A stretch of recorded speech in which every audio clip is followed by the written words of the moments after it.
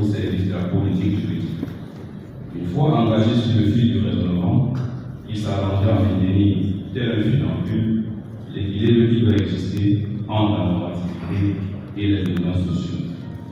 Les spécialistes du droit savent bien qu'il est nécessaire de distinguer entre la fin et la vocation du droit. Sa fin est plutôt générale, mais sa vocation est de modifier les rapports incomplets.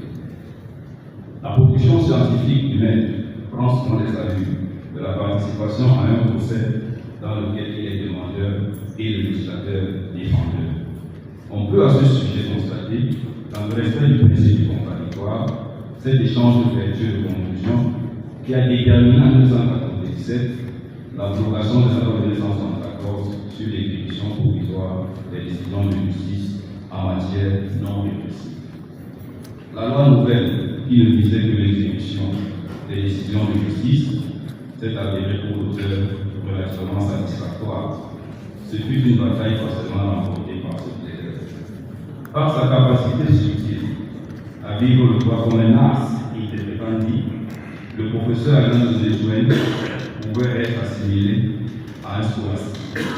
Ce féru de la pratique et des tenteurs de nouvel esthète enseigne à travers ses publications que le droit n'est pas sans nouvelle uniquement.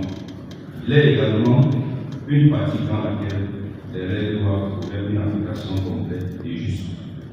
Par cette tendance artistique, qui se caractérise par le sens des proportions, le goût des compositions équilibrées et stables, la recherche de l'harmonie des formes, une volonté de pudeur dans l'expression, on pourrait apprécier le classicisme de cet homme intellectuellement élégant et assurément nostalgique du code de procédure civile et commerciale.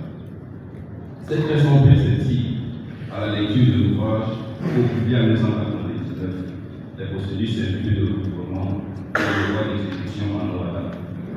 Même si de temps en temps, l'on note l'adhésion des procéduriers aux évolutions ségrégées par l'acte uniforme portant organisation des procédures servitudes de recouvrement et le droit d'exécution, notamment pour ce qui est du premier volet de ce texte, il faut néanmoins reconnaître que la réflexion faite sur les voies d'exécution reste marquée d'un retour comparatif au cours de procédures civiles et commerciales.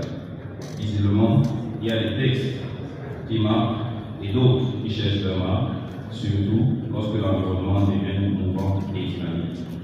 Souvent, dans le territoire, certaines procédures se déroulent sans contradiction de la partie assignée.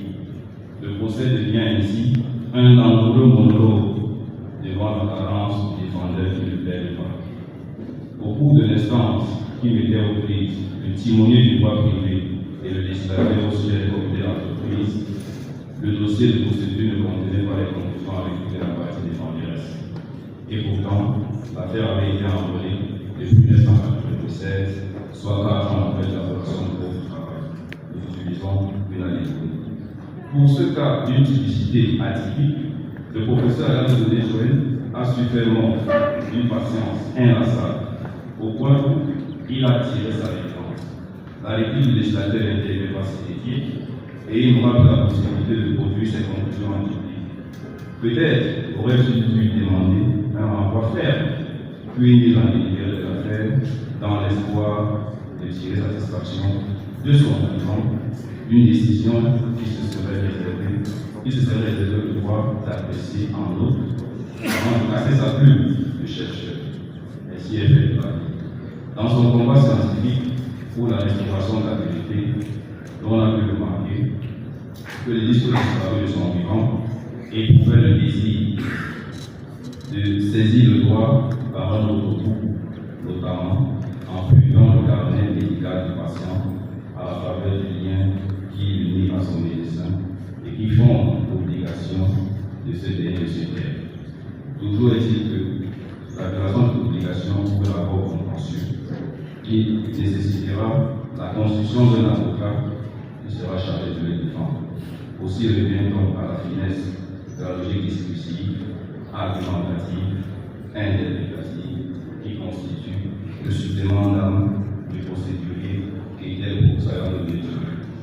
Sa disparition laisse un trou noir dans cette université